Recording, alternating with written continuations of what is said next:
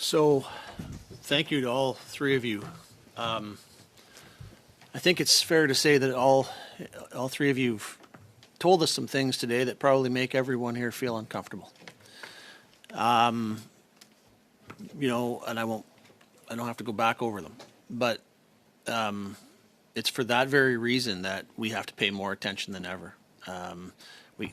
This kinds of things we're hearing here today are completely unacceptable, and we have to do something about it. So there's a lot to cover in a short period of time, and I don't even know where to start. But I think what I would like to do is maybe I'll start with you, if I can call you Kelsey. Kelsey, you made some allegations that would be pretty shocking, I think, to most people in this room. They weren't so much to me because I have heard from and of veterans who have been offered MAiD in the last couple of years as well. Not to the extent that you have, clearly. You mentioned, I think you said that you've heard from 20, personally you've spoken to or know of 20 veterans who have been offered medical assistance in dying by Veterans Affairs. Did I hear that right? We have 20 with written proof. We have more who have come forward with audio recordings. We have case managers from Veterans Affairs admitting it to me. We also have other individuals who are too afraid to come forward because Veterans Affairs has threatened their benefits. I know this because they've done it to me, so I believe them. And then we also have other individuals who have been offered NDAs and payouts if they were to take it. Okay. I've heard some of these same things. It's often the case that people are afraid to speak out because they rely on Veterans Affairs. Even when they can't get all the help they need, there may be something they're receiving, and they're afraid for the loss of that. And I understand that, and that's a problem as well, obviously. Is there anything that you can provide this committee with in terms of something to substantiate some of these things? Obviously, I believe you. But is there something we can do to substantiate those that you could provide this committee that would be helpful for us to be able to take action? Or is it, again, something where people are afraid to be able to have it be public? People are not just afraid for it to be public. They're afraid for their families, for their careers, and for those that are in the pro-death cult where they come out and speak that they don't want to be killed by MAiD. They believe they should have access to proper health care, which every Canadian deserves the right to. So they said that they would speak out only if they went to America, and then they would speak with me if I went to America and interviewed them privately. Understood.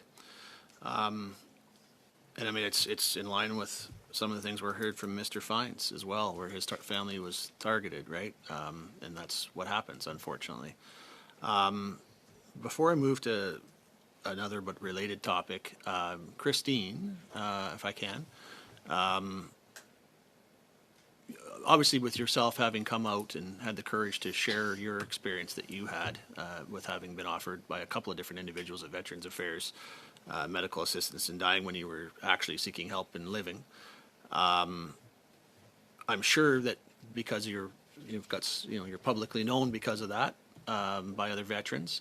Have you heard from other veterans about them being offered MAiD, and would you agree with what Kelsey is telling us, that there are many more that are out there? Unfortunately, my condition, I haven't been out of my house in 5 years. Understood. To be frank. Understood. And I'm not a person that likes computers, and so I'm not on social. It takes me 4 hours to get out of bed. By the time I've done that, trying to go and just wash myself and get to the food and prepare. Understood, and I would encourage anyone who hasn't heard your story to go back and review your testimony previously about what you went through and what you're continuing to go through with Veterans Affairs. And that's what I wanted to touch on. I'm just going to cut you for a second, but I can be live proof in front of you that because I have spoken up. Yes. Don't tell me that I'm not targeted. Yeah. How can you explain that it's been 5 years that I asked for a wheelchair? And I might be getting it in the next week. Yeah. My spouse, it's sad that I'm going to say this here today, and hopefully, or maybe we'll have proof of it again. He has the chair I was supposed to get 5 years ago. He got it in 3 months. Can you just even explain that? That's how is a person that is he's not full-time in the chair. He needs it for long distances, Yeah. but he got it in 3 months. How is it possible? So do not claim that we're not targeted and we're not pushed to silence, because I have all the paperwork if you want to take the time to go through. Understood, and it's sad to hear. It comes to the topic I want to address. There isn't a lot of time, but I want to give each of you the opportunity, and Mr. Fines as well, if we can, to just, we've heard from many witnesses in this study about sanctuary trauma. Christine, you'd probably be as familiar with anyone as, with that. Can you just tell us a little bit about the very fact of having to fight with the people who are supposed to be there to help you and what that does to a veteran and their families? Madame Gauthier, 15 secondes. J'ai pas compris c'est quoi la question qu'elle m'a. Ms. Gauthier, 15 seconds. I didn't quite follow the question. And their family when they have to fight with the very organization that's supposed to be there to help them. Mr. Richard, is that we have the first-hand person. People are there, and they do try to provide the care. My spouse and I, both veterans, we've been holding on to each other and dragging each other down nonstop through all of this. All of these people they're all super exhausted too, to have to redo all the work nonstop. Yeah. We're isolated. I couldn't press more. Merci beaucoup, Madame Gauthier. If I can just say, Ceci I would like to- Thank you very much, Mrs. Gauthier. Thank you, Madam Chair, and I'm going to give our witnesses an opportunity to respond to Mr. Casey's comments that were made earlier on, because I disagree with them. And I want to make a comment about my colleague from the block. She says that you're victims of democracy. I disagree. I think you're victims of lack of respect, and for those that are willing to sacrifice for democracy. So here are my 4 questions, and I'm going to ask them and you can then have your time to answer them. First of all, do you think it's appropriate to be offered MAiD? I think it's one of the most disgusting, despicable things that anybody could offer any human being that's going through anything in their life at any point. Okay. I was going to ask them all 4 but then I'm okay. Rapid fire. But okay. Do you feel that if people came forward about being offered MAiD, like was suggested by Mr. Casey, from the testimonies that I've heard from Mr. Fines and Ms. Gauthier and yourself, Ms. Sharon, do you feel that you would be safe? Do you feel that you wouldn't be targeted? This week I had a stalker arrested by the RCMP because I opposed MAiD publicly. I don't travel without security. I don't leave my home very often. The RCMP follow me around frequently. When I go to America, I have JTF2 members with me. I have Navy SEALs with me all the time. Why? Because people like Sean, Casey, is it? I have audio recordings. I don't have one. I have multiple different sexes. I know we don't, what is a woman in Canada, but there are multiple men and women offering it. I have case managers who have blown the whistle to me privately. I am one of the most trusted people in North America around this. So forgive me when you tell me that there's been one. I don't believe you, mainly because I have an entire vault and multiple people, including myself, because I've learned this from Candace Owens, all also have those copies as well. Okay. Ms. Gauthier,